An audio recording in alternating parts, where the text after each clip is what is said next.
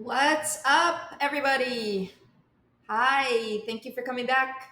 It's wine and commiseration tonight, guys. I have a lot to commiserate about today. So much. I apologize in advance, y'all, if this conversation is a little discombobulated. I feel completely discombobulated. This is Kay Steinsip here with Coffee and Commiseration. Tonight it's rosé. It's a nice warm evening here in Los Angeles on the Venice Canals where we're temporarily living. Um, and whoo boy, is there a lot to commiserate about. Oh my God. Um, I hope you guys are doing well. I hope, during these very challenging and interesting times that you're finding things that make you smile and connecting with family and friends and finding ways to enjoy life even when it's hard because I think it's so important. I've gone through really prolonged periods where I'm under sort of a cloud of heaviness and despair. And what's helped me a lot is just kind of finding little things throughout the day that that provide lightness and provide joy. So one of the things I really like here, where we're staying on the Venice canals, are the ducks that are around here. They just make me happy. I just like seeing them. They come up here close to our backyard here, and it's just little things, that kind of keep us going. I think so. Boy, where to begin? I am in a phase of life that I haven't been this busy since I was like in trial, like practicing law. Like it is crazy, crazy, crazy. Like I can't even keep up with the things on my plate. But I'm trying. I'm trying. I'm making the best of it. Um, so yesterday I spent the day doing an interview for Forbes. I think it's going to be online. It's going to be on their website and social media, I guess. I was asked to interview, actually, a lot of times in the wake of the fire, and especially right in the immediate aftermath. And I didn't want to sort of center ourselves. I didn't want. We've had enough of the spotlight, for our family, and I didn't really want to make it something about us. So I declined a lot of interviews. But this one I decided to do because it was focused on insurance. And I was able to tell a lot of stories that I think aren't being told about some of the problems that we're having as a result of the fact that people were either uninsured because their insurance companies dropped them. They had the California Fair Plan, which is awful, was never designed to be the largest insurer of fire and smoke damage in the state, but has become that. And there's just so much that I think people need to understand about not only about what's happening in the Palisades and the real stories that aren't being told, but also just for everyone to take away some lessons from what we've experienced here about, making sure you have proper insurance coverage, reviewing your policy, not letting it just be like, what is the minimum I have to have in order to satisfy my mortgage lender, which is what a lot of people have done. People hadn't looked at their policies in years, many years, decades in some cases. I was talking to the owner of the Garden Cafe day before yesterday. The Garden Cafe is like our local spot. Everybody hangs out there, all the kids, it's burgers and, just like a typical Palisades, very, very casual family kind of place. And the owner, James, was telling me, we never had a claim in 20 years and we were just way underinsured and we got nothing for all of our food that spoiled, like enormous damage and loss, and they just didn't get anything. So fortunately, they were able to get back up and running, and we've been there as much as possible, offering support, shopping, buying food, placing orders. So, it's good to see some signs of life back. So I did the Forbes thing. I'll share that with you when it comes out. I was contacted by this group that did this mural in Altadena. So they're this really interesting group of people that they go to disaster sites. So they've been to Ukraine, they've been, to all the places that have had, the tsunamis and hurricanes. They were there in New Orleans after Hurricane Katrina. They go to these places and they paint these vibrant, beautiful murals and bring in music and just bring the community together and bring in light and color and, positivity where it's really needed. So I got connected to them because World Central Kitchen works with our foundation on some projects. So we have our community room, as you all know. They came out, they serve food at the community room. And so I got to know people there.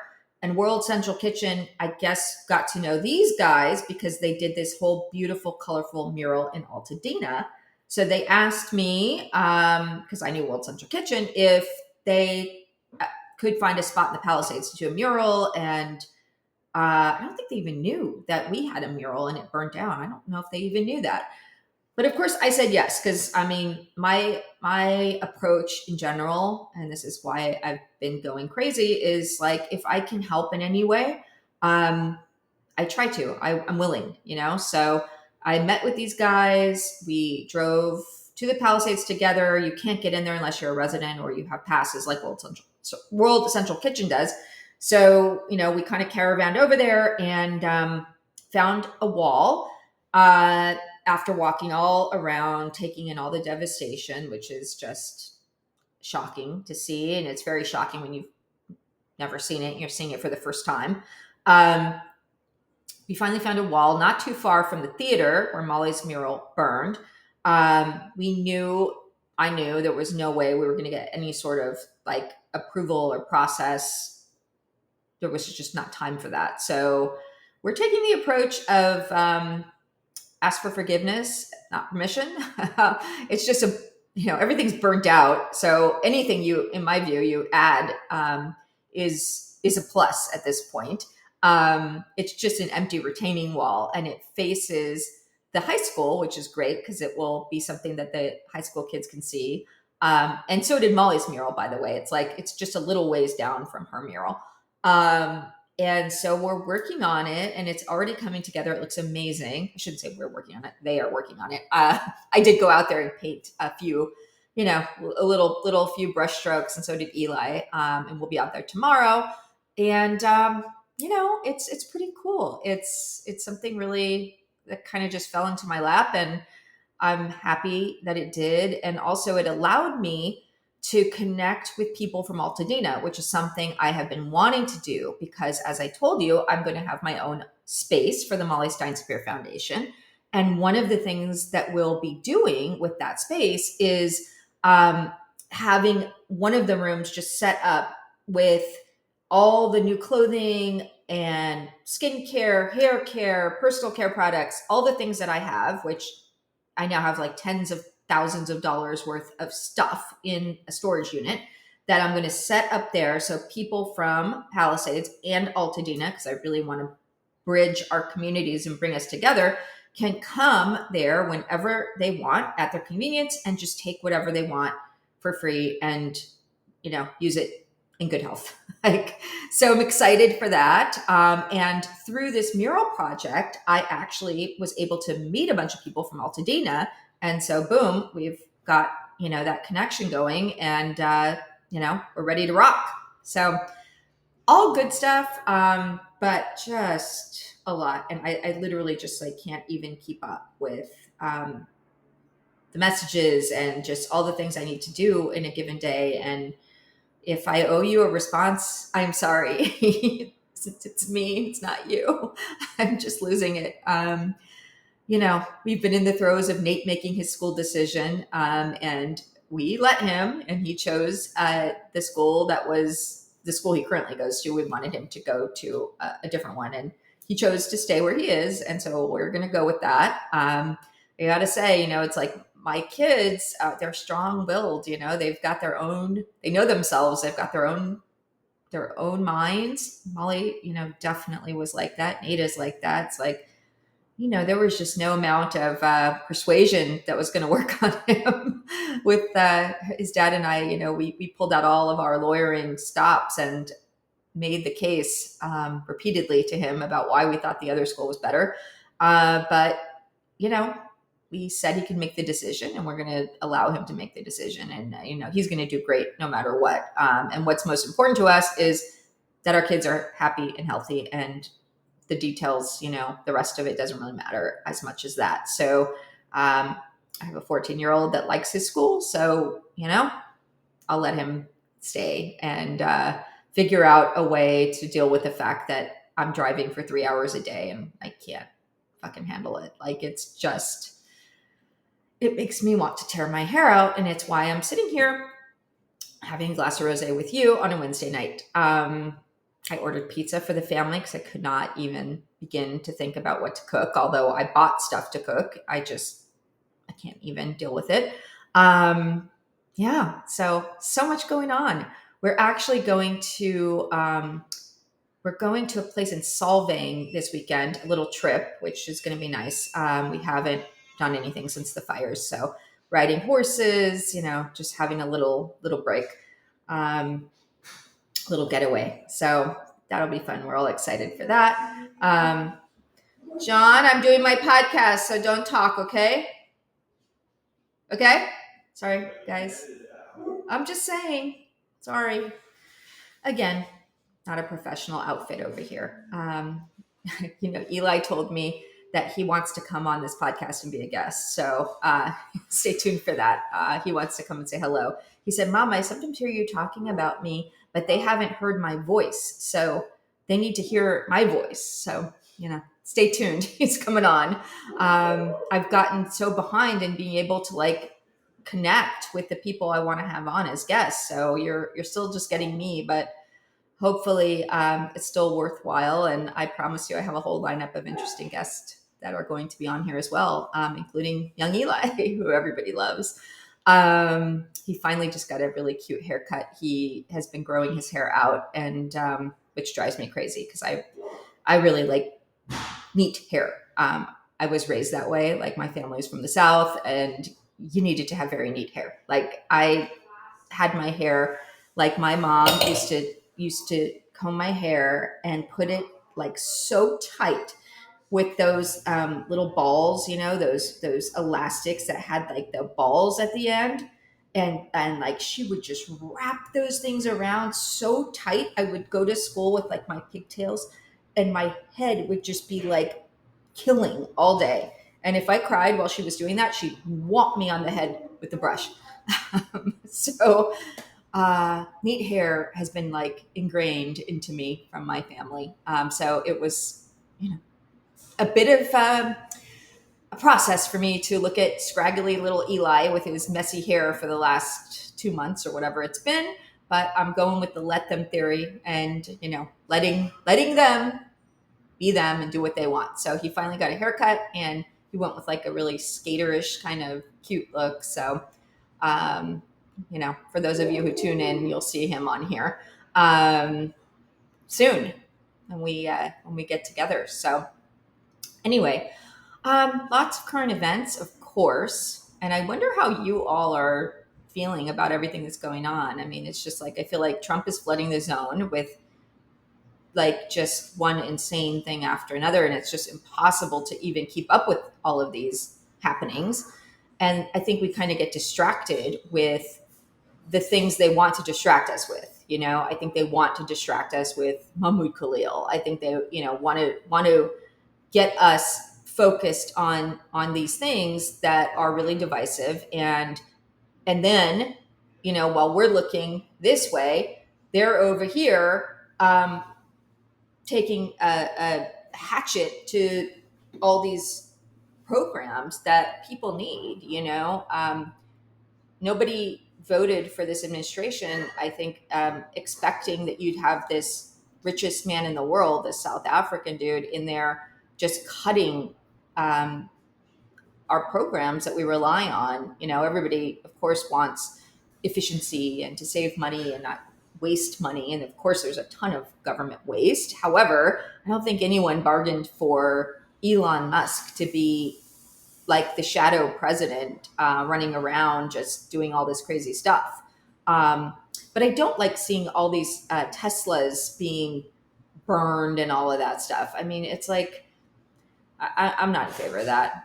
Like, I just, I don't think that property destruction and chaos and violence serves any purpose. And so I don't like it when it's directed at Tesla. I don't like it when it's on our campuses. We are dealing with it again at UCLA. The students have, some of the students have occupied another building. You know, they're broadcasting from the quote unquote like liberated zone, and there's just so much anti-Semitism and hatred of Jews on that campus, and directed towards regents. As I told you, you know, it's like even my friends over by the airport like can't get out of their neighborhood because some UC regent lives over there, and these lunatics are out there protesting this person's home. I'm just sick of this stuff. I'm really sick of it. I have no patience for it anymore. That's part of the reason why we wanted Nate to change schools, because he goes to school on the UCLA campus. And it pains me to pay my alma mater a dime, although he goes to a private school that's affiliated with UCLA. So it's a little different, but not totally. Like our head of school reports to UCLA. So it pains me to pay these people anything. I'm so sickened by them. Anyway, I hope you all saw the film October 8th out in AMC theaters. I think it was just a very brief run. I actually didn't get out to see it just because I've been like going crazy, but I saw a lot of the trailers and all that. And it's going to be out on the streaming platform. So that film is all about the explosion of anti-Semitism on college campuses post October 7th. And I think it's something that we all need to be aware of. You know, this was something that was very well orchestrated, well planned, and well funded by enemies of the United States and and Israel. So that's something that's on my to-do list, something I really want to see. Speaking of things to watch, are you watching The White Lotus? I'm so obsessed with The White Lotus. I love it. I love that woman with her lorazepam. I feel her. Like, I never tried lorazepam until I had cancer, and as soon as I was diagnosed, they're like, "You'll need to have a prescription of these," and they do make you feel really good. They are very addictive because they make you just relax instantaneously. But they're very careful, at least they were with me, about like not letting me have them beyond whatever amount I was supposed to have. And I shared in my essays that I've written about when Molly was in the hospital, I happened to have a bottle of those in my purse. And thank God, because I don't know what I would have done, honestly, in the hospital without them. So yeah, I love that lady. Super, super talented actress. Patrick Schwarzenegger is on there too as her son. So I think that's a great series. I don't watch a lot of TV at all, but I like that one. I also like Hacks. Did Hacks come back? That's a great one too. Anyway, I digress. Speaking about, I told you I was going to be discombobulated in this conversation, and true to form, I am. But speaking about medication, so many of you like had questions and comments and stuff about the semaglutide that I told you I was trying. So let's talk about it. I decided to try it because a lot of my friends have tried it and really been happy with it. And my friend Erin was telling me about it, and her rationale for trying it herself made a lot of sense to me. So I decided to try it. And I know people are like, why do you need it? Like, you don't need to lose weight. I don't need to lose a lot of weight. But after Molly died, I just put on some weight that just came on and would not go away, no matter what I do or don't do. And I am not in my comfortable body weight for myself. So I gave it a try. When I first did it, you just give yourself a shot once a week. I didn't really feel that much. And then as I've gotten further into it, I think I've done 3 shots now.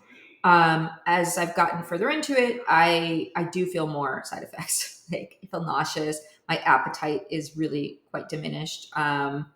Just, I mean, it's fine for me. I actually get tired of like eating. I'm like, oh, it's not that I don't love food. Of course I do, but like, you know, if I don't have to stop and eat, like I'm fine with that. Like if I can, you know, have something light and quick, I'm perfectly satisfied with that because I'm usually on the go and doing a lot anyway. So that works for me. And these days it's like, that's sort of all I feel like having. So it's working out, I'm just going to do it for a little while. And then my doctor even said like, she'll just switch it to like half the time. So instead of every week, it'll be like every other week. So, yeah, I'm doing, what's it called? Zep bound. I always forget. Yeah. I think if, people want to lose weight, it's worth looking into for sure. I know if you can't, get it through insurance, it's a little pricey. For me, it's like $380 a month. But as I said, I don't plan on doing it for very long. And then there are like websites where you can get it as well, which my friends are doing. So I can share that with people if they're interested. Yeah, but interesting that, that topic was one that, that people were both curious about and also,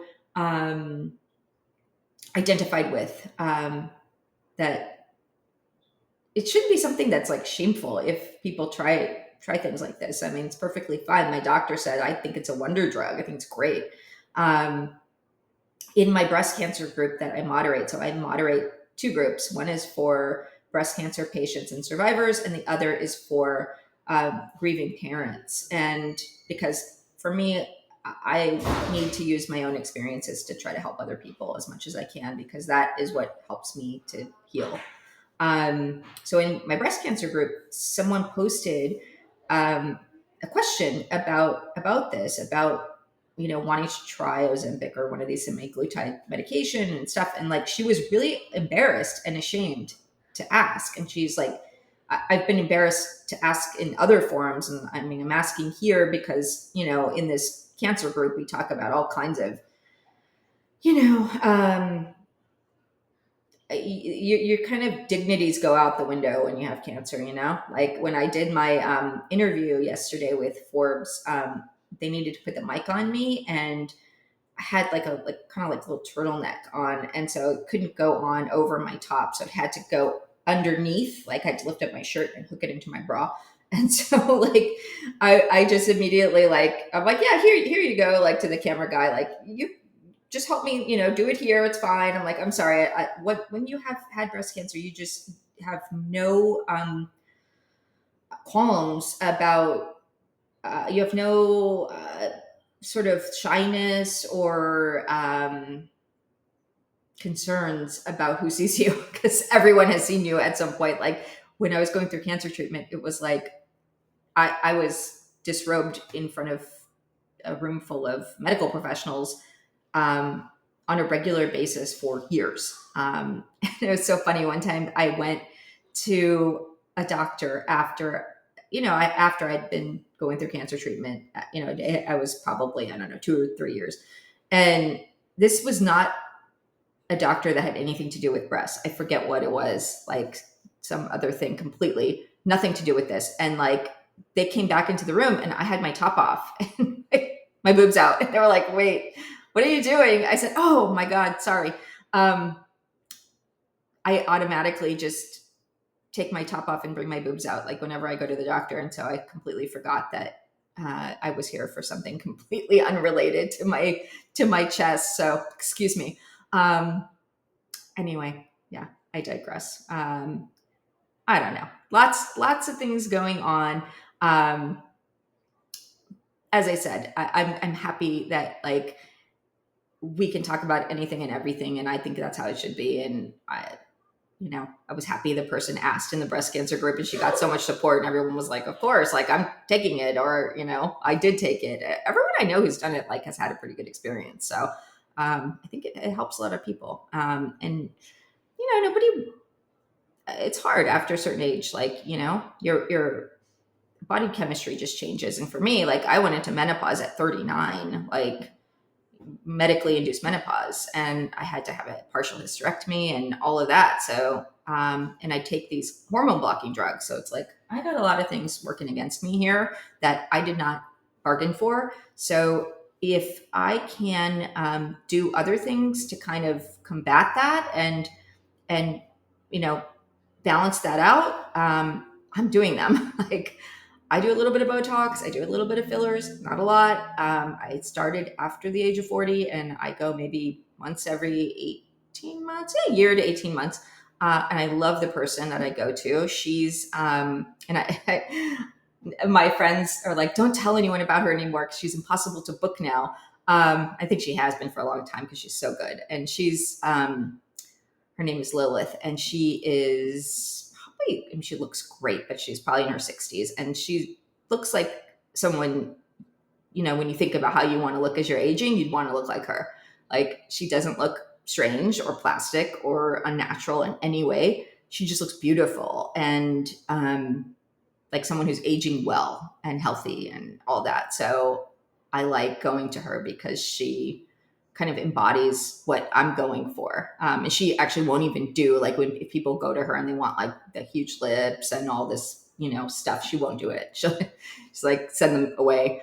That's just not her thing. So anyway, living here in Los Angeles, I suppose there is a certain amount of like, this stuff is all very kind of normal here because, in Los Angeles. So, but I think it's normal everywhere, to be honest. Like I'm from Fresno, like all those girls there, even young people, that's what I do find kind of sad. It's like one of my best friends, her younger cousin, who's very young, like 20, was going to Mexico to get, a bunch of plastic surgery, like a tummy tuck, boobs, arms, like all sorts of stuff. And I was just like, what? Like, that's not even safe. And it's just sad to me that young people feel such pressure to look a certain way, and do things cosmetically, like I said, I have no problem with these things. I do things myself, but like, I think it's sad when people do it from a place of feeling inadequate or not pretty enough or not thin enough or whatever. It's like, I think it's great when you are coming from a place of like, this is just how I feel best in my own skin, and this is helping me to do that, and it's very empowering. Whereas I see some people who do these things and they're like never satisfied with how they look, and they just keep doing it and doing it and doing it, and then they look strange, like not like themselves. So, just my 2 cents. Anyway, that was a topic people were interested in, and that there's really, in my book, nothing off limits. I think it's just important to talk about everything, and I think it helps other people. So let me know anything you guys have questions about or think would be an interesting topic, or you want to come on here and talk about as soon as I, find the time and figure out exactly how to do that. Let's do it. So anyway, cheers. Thanks for joining me. I told you it was going to be a bit of a rambling conversation, but I have been missing doing this. I really enjoy it a lot. And so when I don't get to do it for a few days, I'm always trying to find a way to get back here and commiserate with you. So thanks for joining me. And I hope you enjoy the rest of your week.